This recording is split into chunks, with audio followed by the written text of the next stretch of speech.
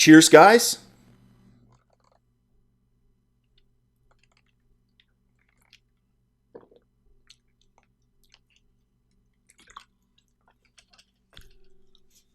Epix 911, welcome to the Sunday, April 9th, 2017 edition of VR News.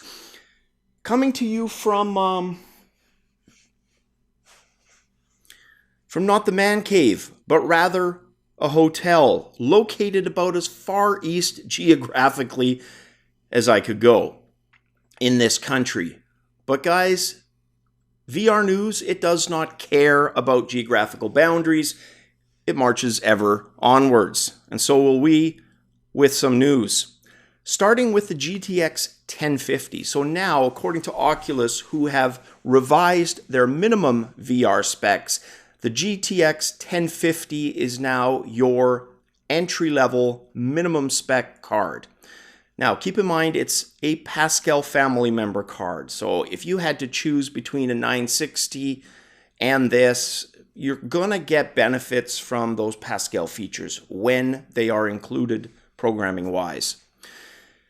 You could look at this and say, look, it's in everybody's interest. AMD, Nvidia, Oculus, HTC, to widen the cards that are able to handle virtual reality. But look, if you've been jonesing for VR for a while, you've cobbled enough together to get yourself a Rift or a Vive, and then you see the 1050 and it looks so appealing. Personally, I would hold off. Try to get something at least mid-range. Sure, you're going to be able to play VR, but minimum really does mean minimum in VR. And if, some of the cartoony style games, Zombie Training Simulator, yeah, that's going to run fluidly. 90 frames per second, absolutely no issue.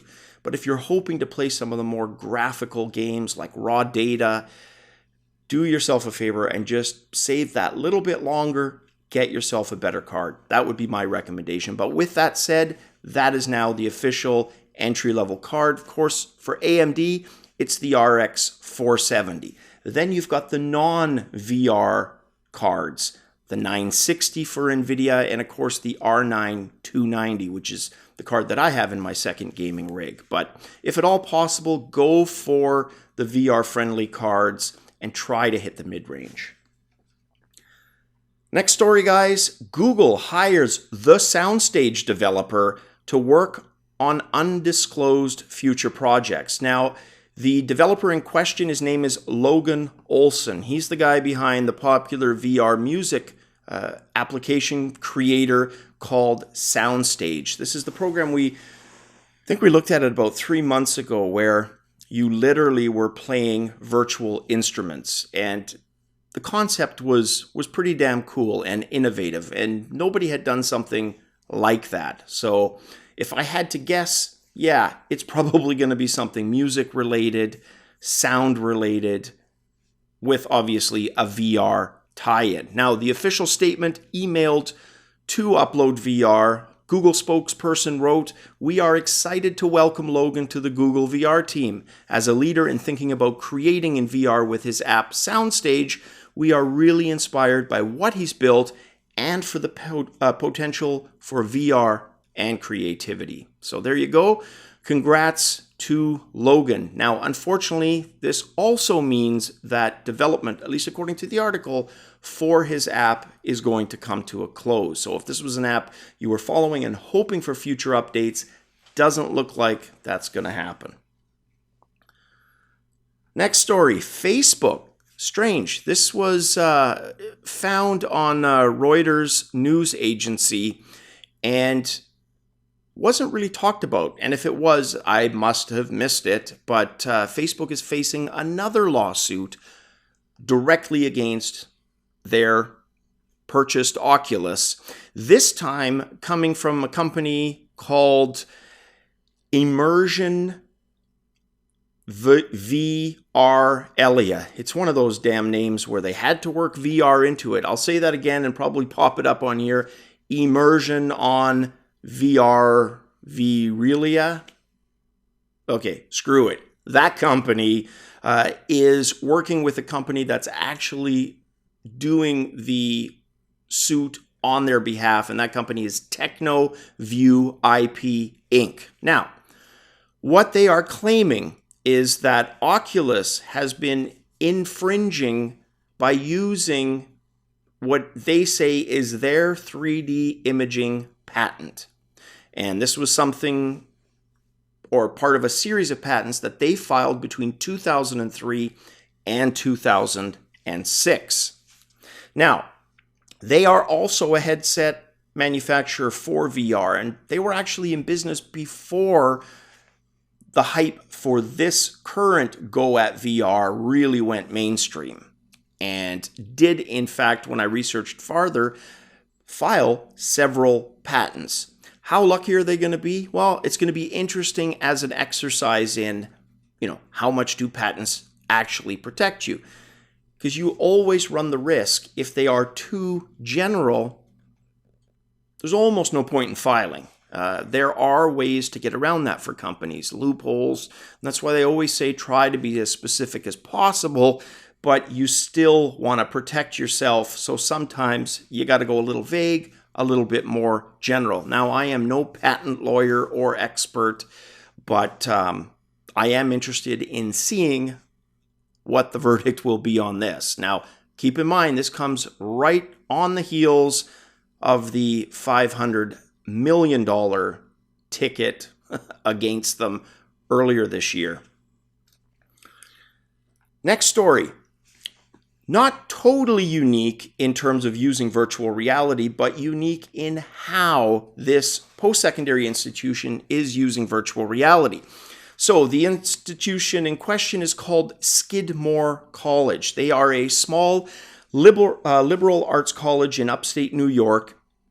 And what they're accompanying with their acceptance letters to future students is essentially a Google Cardboard style VR visor, plus an app, and it allows the prospective students to see campus life. Basically, everything and anything to do with Skidmore College captured on a 360-degree video for the prospective student. And I came across that and I thought, how innovative, how unique.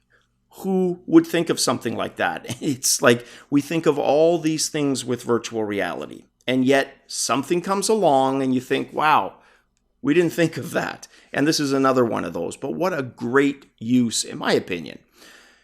When you are a college as small as a Skidmore College, for example, you're scrapping to get students. It is a literal job to attract students to your campus. There's people involved. That's their full-time job. So to do this, pretty damn cool, pretty damn innovative. What I'm curious on is how much of an actual effect it will have. I'd have to think, especially with students who have an art bend maybe towards more the technical, would appreciate that. But you'd have to think, even if that wasn't the case, maybe it's just a conventional art style diploma that these people are after. They're going to think it's pretty cool to be able to see campus life as if they were actually there. Very cool. Next story, Daydream getting a controller battery level indicator, notification toggles, and more. Now, I thought this was neat, not just the fact that they're getting a battery indicator. Lots of devices have that. What's unique about the way that they're rolling it out is when you look at your Daydream controller in VR, that's how you actually check out the battery level. So if you're looking at it, as they say, simply look at your remote when you're on the Daydream home screen, quick settings, or in the Play Store in VR, and a display will pop up to show you its current level. And as the author from VR Source said, brilliant. Yeah, very cool. There's also a toggle in the quick settings menu to receive notifications in VR, and of course, performance and stability fixes and upgrades as well. The new features are rolling out now in the Google Play Store alongside a Daydream keyboard update, which now supports 4 additional languages. All right, guys, that is it for the news tonight. Not a hell of a lot of news going on the Sunday. I had hoped, really did, to have my gaming recap video go out, but with having to wake up super early this morning and things just not working out last night, I, alas, was not able to. But it's still in my planning. One of these days on my trip out here, it will get launched, and it'll just have to be updated with the newer games for this week as well. All right, guys, that is it, and hope you guys had a good weekend. Cheers.